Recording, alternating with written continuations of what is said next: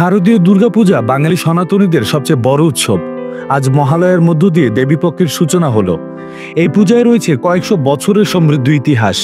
জমিদার কংসনারায়ণ থেকে শুরু হয়ে আজকের সার্বজনীন পূজায় তার রূপ নিয়েছে। দুর্গাপূজা বাঙালি সনাতনীদের প্রধান ও সর্ববৃহৎ পূজা। মহালয়ার শ্রী শ্রী চণ্ডী পাঠের মধ্য দিয়ে দেবী দুর্গাকে মর্তে আহ্বান জানানোর মধ্য দিয়ে শুরু হয় দেবীপক্ষ। পিতৃপক্ষের অবসান ও দেবীপক্ষের সূচনা এই দিনেই হয়। বাংলার শরৎকালীন দুর্গাপূজার সূচনা নিয়ে বিভিন্ন মত রয়েছে। তবে ঐতিহাসিক সূত্র মতে রাজশাহীর তাহিরপুরের জমিদার কংসনারায়ণ 1480 সালে প্রথম দুর্গাপূজার আয়োজন করেন।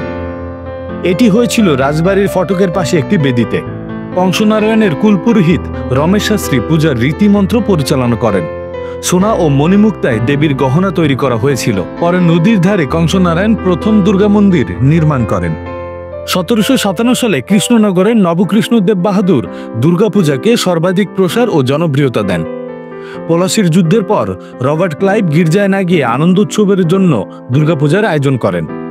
সেই সময় থেকেই অহিন্দু সুলভ আচার যেমন বাইজি নাচও ঢুকে পড়ে। 1610 সালে বরিশার সাবর্ণ রায় চৌধুরীর বাড়ির পূজাকে বাংলার পারিবারিক দুর্গাপূজার সূচনা বলা হয়। অন্য মত অনুসারে 1609 সালে কাশীশ্বর দত্ত চৌধুরী প্রথম পারিবারিক পূজার আয়োজন করেন।